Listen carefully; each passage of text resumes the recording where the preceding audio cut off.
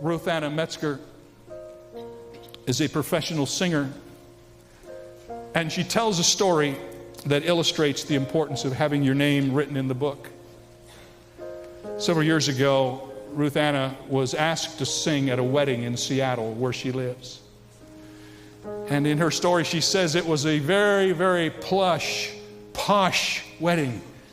One of the wealthiest families in the city, their daughter was getting married. And she was asked to be the soloist. And she was excited about the invitation for two reasons. First of all, it was quite an event. But secondly, the reception for this wedding was going to be held on the top 2 floors of the Columbia Tower, the tallest building in the Northwest, and very, very exclusive. And she couldn't help but think about how much fun it would be for her and her husband Roy to go to the reception. So the wedding came, and when it was over, they drove down to the towers, and they went to the reception desk, and there was a tuxedo-dressed maitre d' there who was introducing everyone and offering luscious hors d'oeuvres and exotic beverages. As they came to this place, the bride and the groom approached a beautiful glass and brass staircase that led up to the top floor. Someone ceremoniously cut a satin ribbon draped across the bottom of the stairs. They announced the wedding feast was about to begin, and the bride and groom ascended the stairs, followed by all of their guests. At the top of the stairs, the maitre d' with a bound book greeted the guests outside the doors. "May I have your name, please?" he said. "I am Ruth Anna Metzger, and this is my husband, Roy." He searched the M's. "I'm not finding it," he said. "Would you spell it again?"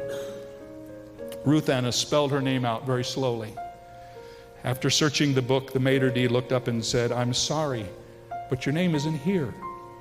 "Well, there must be some mistake," Ruth Anna said. "I'm the singer. I sang for the wedding." And the gentleman answered, "It doesn't matter who you are or what you did. Without your name in the book, you cannot attend the banquet."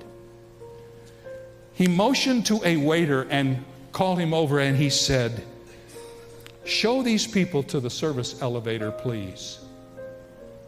And they were ushered out of that area of the towers, past beautifully decorated tables that were laden with shrimp and whole smoked salmon, magnificent carved ice sculptures, and adjacent to the banquet area there was an orchestra preparing to perform, all of them dressed in white tuxedos.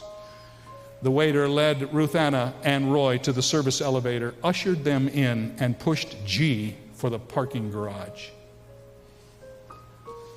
After locating their car and driving out of the area several miles in silence, Roy reached over his hand and put it on Ruth Anna's knee and said, "Sweetheart, what happened?"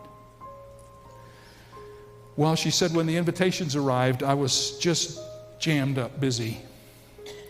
I never bothered to RSVP. And besides, I was the singer. Surely I could go to the reception without returning the RSVP." Ruth Anna started to cry, not only because she had missed the most lavish banquet she had ever been invited to, but also because she suddenly had a small taste of what it will be like someday for people as they stand before Christ and they find their names are not written in the Lamb's Book of Life. And when she told the story, she said, "And then they will be put on an elevator that doesn't stop at the garage."